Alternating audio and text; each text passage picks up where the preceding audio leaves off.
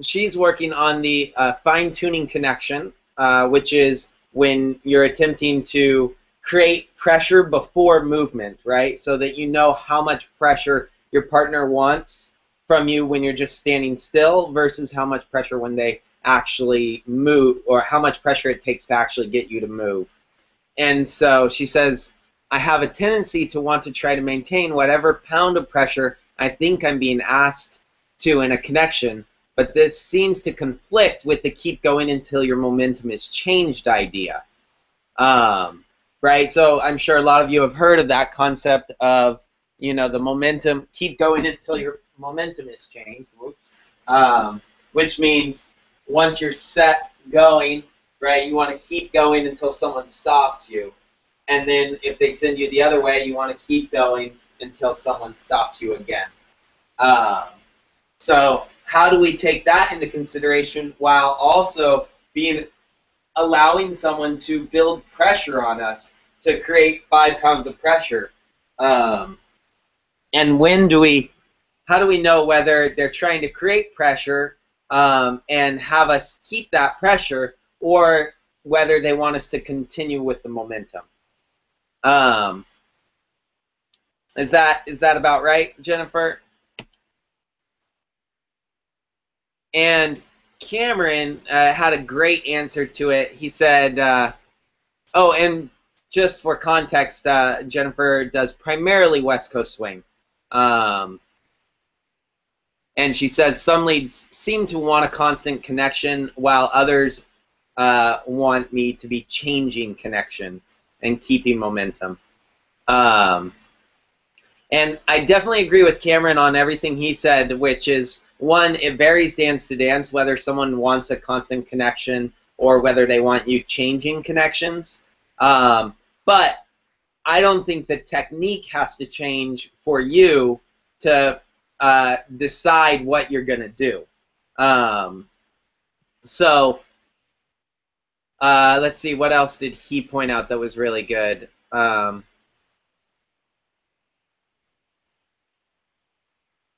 And so he said, one good concept is, first, you're always going to generate a connection. No matter who you're dancing with, there's going to be a point where they connect up with you. I'll show you an example with this chair, right? So right now I'm not touching the chair.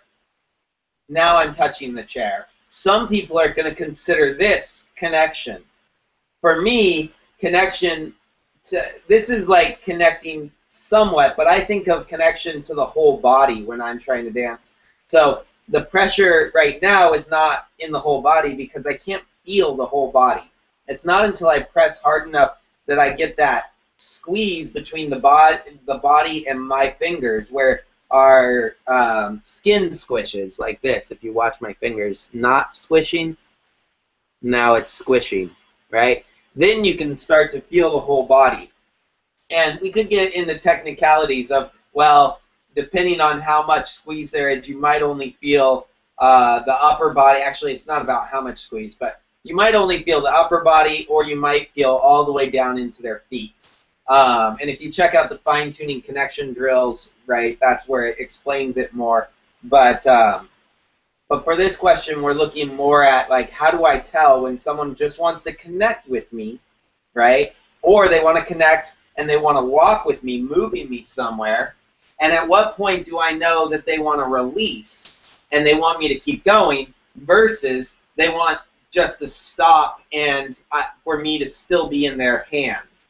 Now, the technical thing that you're going to do as a lead to get someone to stop in your hand versus not depends on whether you're in counterbalance. I shouldn't say technical, I should say the physics, right? If you're dancing with physics concepts and trying to dance in a way, and I think physics is the easiest way for someone to understand you because they don't have to learn anything. Their body already knows physics just by nature, right?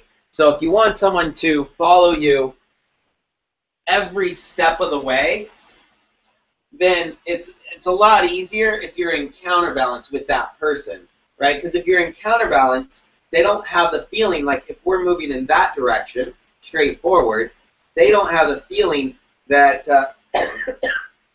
that they should keep their momentum, right? They actually have the feeling that they should go the opposite way. So if I'm pressing against them and I keep moving and I'm moving in that direction, at any point if I stop, we still have that pressure in between us because her momentum is actually going the other way, even though she's going in this direction. So the direction you're moving is to my right, I guess, but or forward, but your momentum is going backward for me, is going behind me, and if depending on which direction, if the ball is this way, right, or this way, doesn't matter. The momentum is going that way if she's angled like this, and the body movement can go either direction. We can go this way or that way. While the momentum is always going that way. Same thing if we were to go the other way and we were to counterbalance. Now this is more West Coast swing, right? When we're in this position and say I'm holding on to her hand, and this is her hand actually, this would be a more accurate portrayal of it, would be like that, right? Now she's in counterbalance the opposite way, right? And so as long as I go in this direction and walk this way or that way, doesn't matter. If she stays in counterbalance, then if I stop, she stops, and we still have this pressure, right? To get her to continue beyond her momentum, right, then I need to pull her out of counterbalance, right? So usually, like if I'm countering and she's countering, this is more of a Lindy Hop posture. Let's do more of a West Coast swing posture. If we're both in counterbalance, in order for me to get her out of it, I can't just move staying in this. I need to actually bring her out. That brought myself out. I need to bring her out of counterbalance, or him. I need to bring the other person out of counterbalance. And then, once I do that, they, boom, shoot forward very easily, right? Now, you might also be dancing with someone that doesn't dance in counterbalance, or you might not dance in counterbalance, right?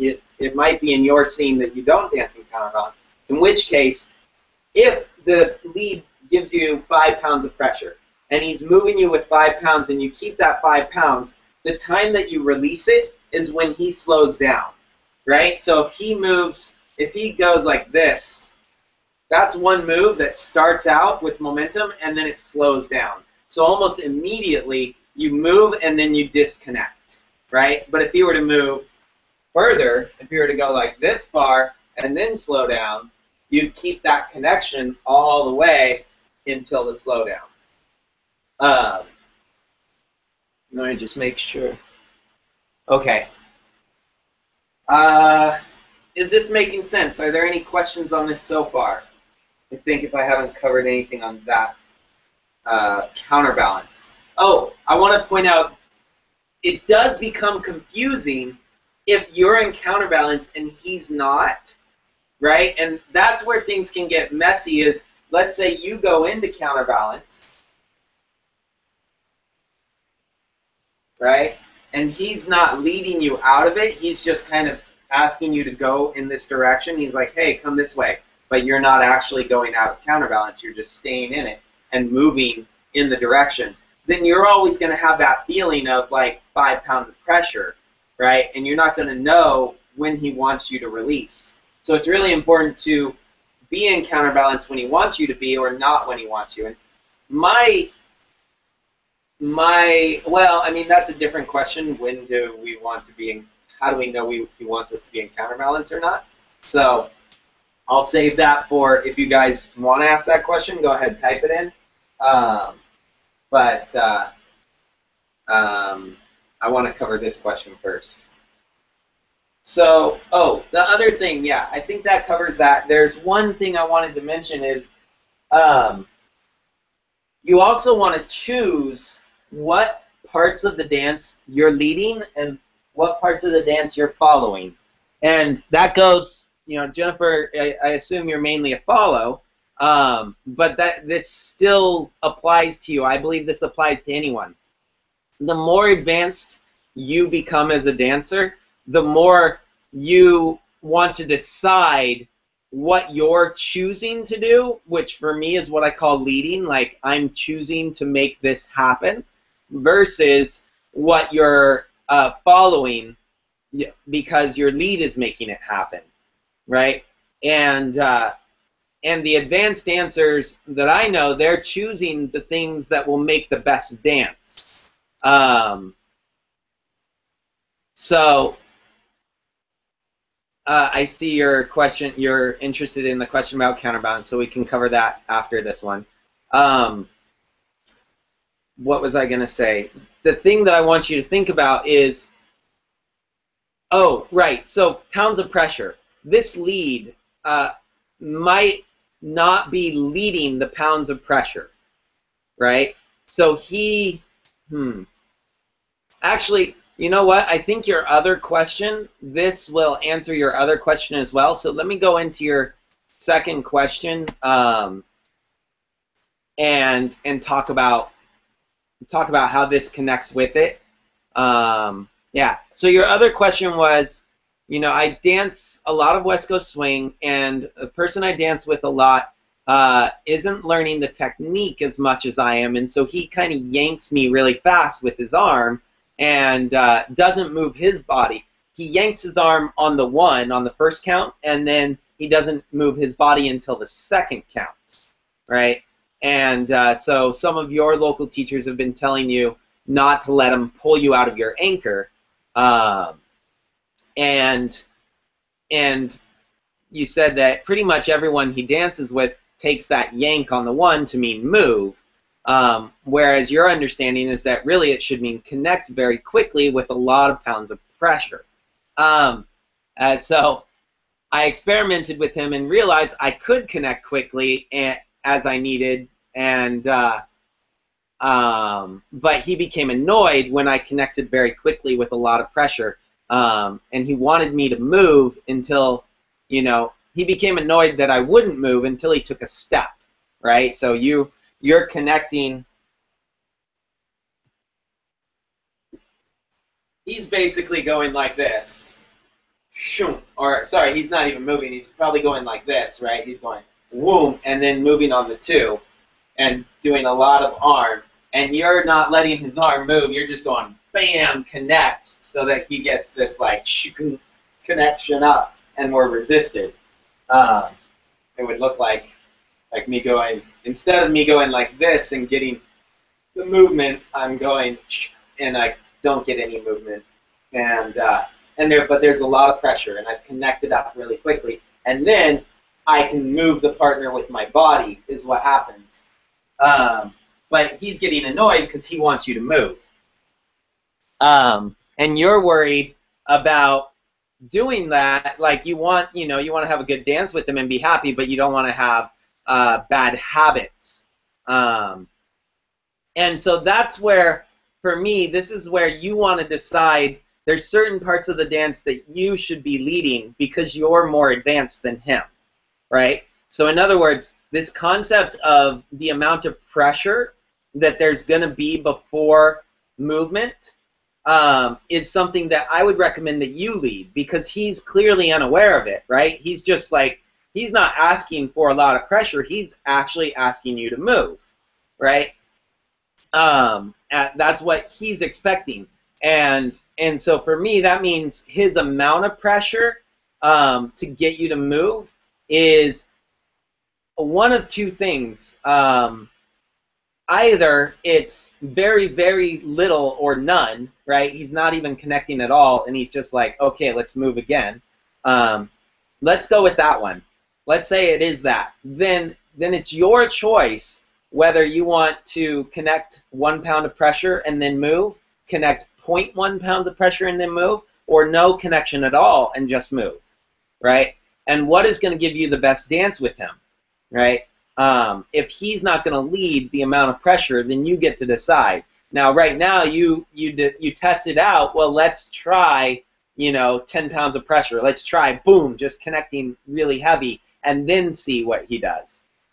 And I think that's a really good step. I think that's something I would do with everyone to test out what their what their reaction is, because some people might really be trying to get intense pressure. Although my guess is if they're doing it that fast and hard, and you weren't already connecting naturally to it, then my guess is they're not trying to. Because anybody that knows this concept also knows as a lead, you want to build the pressure nice and slow, nice and easy for the person, right? And the only time you want really heavy pressures is for musical purposes or for movement purposes. But you don't do that with a partner that isn't immediately connecting already, right? Like, you'd build your way up. You'd go slower to find out that someone could connect that fast. So with this person, I think you can go, okay, I'm going to choose to make it 1 pound of pressure and then go, or 0.1 pound of pressure and then go. Whatever is more comfortable for you, you know? Or even, I'm just going to go as soon as I kind of see his arm moving, and it could be 0 pounds of pressure. And I don't think that's building a bad habit as long as you're choosing it. You've got to constantly choose, consistently, or constantly, choose to actually connect with that, or choose what pressure you're creating with him before you move. And then that's the same with anyone. If you do that with me, even though I am creating a connection, you're paying attention to that layer, and you're going, I want this, or I want to match him. That doesn't, to me, create a bad habit if you're paying attention to it. It's only if you just start putting it on autopilot and always move when you get 1 pound of pressure or when you get 5 pounds of pressure. That's, to me, when you've got a bad habit, is when you're actually doing it just because it's what you always do.